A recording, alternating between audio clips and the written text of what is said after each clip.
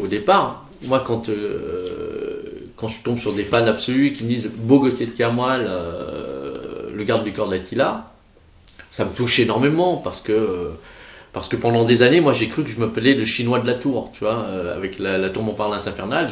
J'ai deux rôles, je joue les jumeaux dans la tour Montparnasse infernale, Ming et Tran, mais dans la rue, et les gens m'appelaient le chinois de la tour. Salut à tous, nous sommes en janvier 2005, la série Kaamelott commencée il y a peu continue de déployer doucement mais sûrement son univers aux yeux du public et pour la première fois à l'écran s'affichent deux ennemis de Arthur, deux terribles 1, le célèbre Attila et son garde du corps venu rançonner la cour du roi Arthur dans ce 4e épisode nommé le Fléau de Dieu. C'est pour revenir au mieux sur cet épisode que j'ai eu la chance de rencontrer l'acteur Beau Gauthier de Kermoal, l'interprète du mutique et mystérieux garde du corps de Attila. L'épisode débute alors que Bohort accourt pour prévenir le roi. Le terrible Attila l'attend en personne dans la salle du trône. Ah, c'est sûr que c'est pas joli rigolo, hein. Pas franchement impressionné par la nouvelle, Arthur rentre et fait face à l'ennemi. Attila exige l'intégralité de l'or de Kaamelott, sous peine de tout détruire. Mais en dépit de ses terribles cris, le roi proteste. Ouais, non mais d'accord, mais... Progressivement, Attila se laisse berner par le roi et ne cesse de revoir ses exigences à la baisse. Et c'est ainsi qu'après d'âpres négociations, le chef barbare crie victoire et repart avec un plat typique et cuisiné, mais froid. C'est meilleur chaud, hein, seulement là, aux cuisines, ils sont sur le repas du soir, hein, ils ont pas trop le temps. En 2004, alors que se tournent les premiers épisodes de la série, seul le public ayant eu la chance de découvrir Dies Irae en festival connaît le potentiel comique du travail de Alexandre Astier. Et au final, le projet Kaamelott n'est pas franchement attendu ni par le grand public, ni par les professionnels. L'acteur Beau Gauthier de Kermoal, qui en très peu de temps vient de jouer dans deux films assez importants, La Tour Montparnasse infernale, puis Deux frères de Jean-Jacques Hano, se retrouve même sur le projet sans que la série ne lui ait été vraiment présentée. On ne présente pas, moi j'arrive sur ce truc-là, un de mes plus vieux amis du métier, c'est Thierry Frémont. Je suis invité, il me présente Bruno Solo, on passe une soirée ensemble et Bruno est sur ce projet-là. Il me dit tiens, on va tourner un truc qui s'appelle Kaamelott et ça serait bien que tu le fasses. Et donc moi j'envoie ma candidature pour jouer le garde du corps j'avais juste comme info qu'un garde du corps d'Attila. Moi, dans mon métier, ce que j'adore, c'est mettre des costumes, c'est la transformation, c'est le changement d'époque. Enfin, c'est ça que ça apporte. Au départ, quand on se retrouve sur Kaamelott, Alexandre Astier, on ne sait pas qui c'est. Moi, ce qui me donne envie, indépendamment parce que j'avais même pas vu son court-métrage, mais ce qui me donnait envie, c'est de jouer un guerrier mongol, garde du corps. Je savais même pas que c'était comique, quoi. Donc c'était Kaamelott. Je savais que c'était un programme court. Je me disais bien que oui, effectivement, puisqu'on était sur l'après-période, un gars, une fille, caméra café, donc je pense que ça a été dans la même veine, mais c'était quand même super culotté de faire une série d'époque. Comme beaucoup de spectateurs de la première heure, Beau Gauthier, face à cet univers de chevalier de la table ronde matinée d'humour, fait un lien automatique entre Kaamelott et Sacré Graal. Et je me retrouve à Arcueil-Cachan, en banlieue parisienne, dans un décor médiéval. Et évidemment, je pense au Monty Python. Donc voilà, tu te dis, est-ce que le mec est inconnu au bataillon, est-ce qu'il va être dans cette veine-là? Donc non seulement il est dans cette veine-là, mais en plus il a sa patte, il a son univers. Donc on parle souvent de Monty Python parce que c'est la référence ultime, mais il est une référence à lui tout seul aussi. Il en crée une en tout cas. Donc, mais parce que moi j'ai ces codes-là, ça m'interpelle. Mais en voyant le résultat final, force est de constater que c'est pas vraiment ça. C'est très français, donc il y a le côté, on parle toujours de dire quand il y a du texte, mais c'est vrai. Et il y a le côté ricain, c'est-à-dire que les ricains, quand tu as un truc qui est à l'écran, quand il y a un truc qui est à l'image, ça a une raison d'être. C'est-à-dire que le pécor qui va être au fond en arrière-plan, il existe, il n'est pas juste posé là.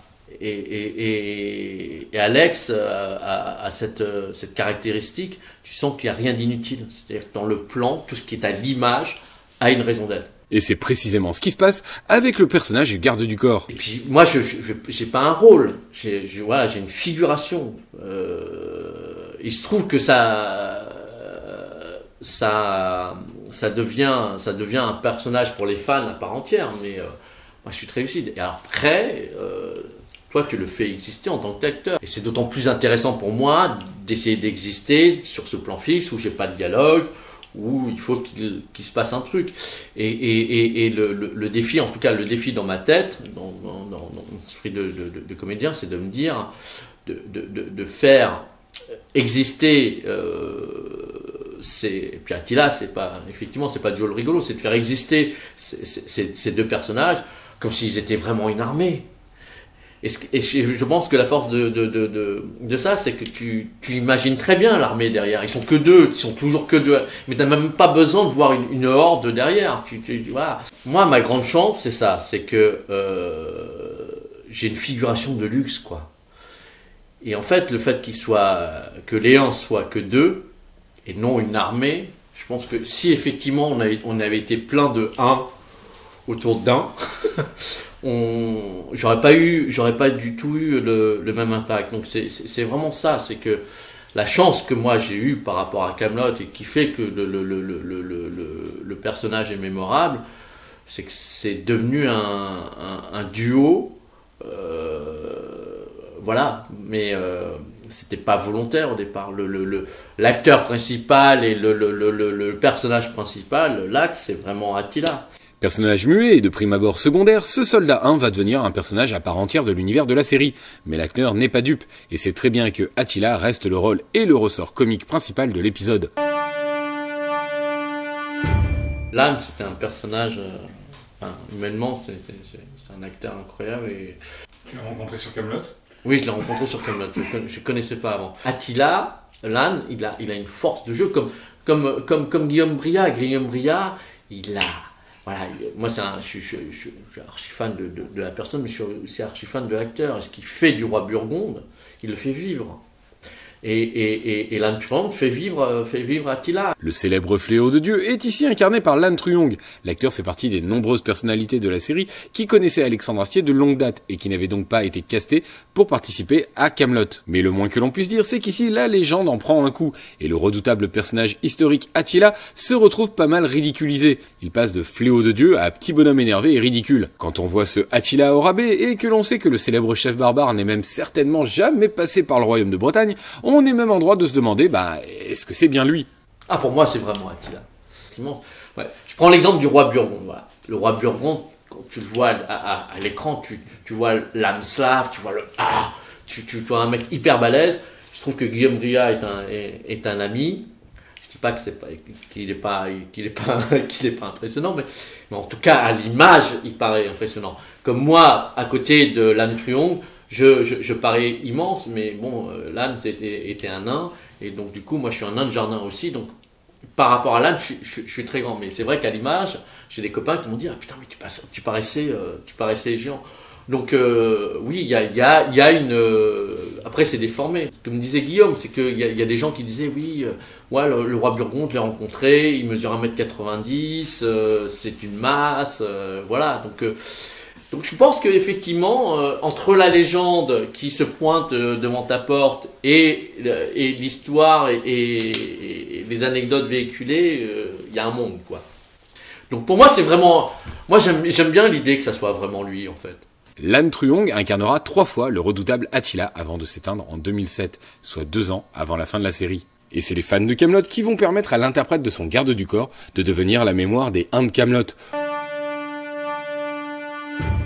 Aujourd'hui, c'est avec plaisir que Bogotier de Kermoal se rend sur les festivals et les conventions pour rencontrer les fans, mais il reste encore assez étonné du destin et de l'accueil que le public a fait à son personnage. Moi, j'y vais hyper serein, parce qu'une fois de plus, il y a ce que c'est devenu, c'est-à-dire que d'un coup, la série devient culte, et donc du coup, je deviens un rôle, mais sur le papier. Et quand je vais là-bas, ça passe même pas par mon agent, il n'y a pas de... Voilà, je vais faire une panouille, mais vraiment. Et je suis ravi de la faire, hein. Je suis pas du tout d'égo par rapport à ça. Je vais faire une panouille qui devient, du jour au lendemain, un rôle à part entière. Mais moi, d'ailleurs, je suis pas au générique. Et non. Il y a des gens, les fans absolus et les gens ont cherché mon nom voilà, mais je suis pas au générique. Donc il n'y a pas de petit rôle, il n'y a pas de petit truc. Voilà, il y a un moment sur la route, une rencontre, un personnage, des gens qui vont faire que. Mais en plus déjà tu n'existes jamais seul. Et voilà. Et malheureusement sur cette route-là, enfin pour revenir sur Lannes qui nous a dit, voilà, malheureusement Lannes nous quitte et du coup le duo est tout à fait légitime. Et je revois Alex à la Comic-Con en 2012 et je suis dans le public à ce moment-là, c'est un public de fou. C'est là où je me rends compte effectivement qu'il y a un phénomène Kaamelott, mais moi je suis vraiment très, très extérieur. Et je suis dans le public et je lève la main et je dis est-ce que par hasard il y aurait un qui risque de réapparaître un jour? Et là il me fait monter sur scène. Voilà, c'est pour ça que j'aime le clan Astier, j'aime cette aventure. Donc il aurait très bien pu me répondre comme ça, mais pas me faire. Ouais, il me fait monter sur scène à la Comic-Con, c'est juste énorme. Et il explique à ce moment-là que malheureusement Lannes Truand nous a quittés et du coup, voilà, on reprend pas le rôle d'Attila, qu'il a ce respect-là, Donc voilà, c'est un moment, je peux comprendre. Donc ça s'arrête net. C'est juste la vie, hein. C'est très très très surprenant et je le comprends. Avec sa première présentation d'Ennemis, sa manière de jouer des codes de la grande et de la petite histoire, ces deux personnages inoubliables, Le Fléau de Dieu reste encore aujourd'hui l'un des épisodes préférés du public, mais aussi l'un des épisodes importants de Kaamelott en devenant l'une de ses premières portes ouvertes sur son propre univers et aussi sur son avenir en perpétuelle évolution.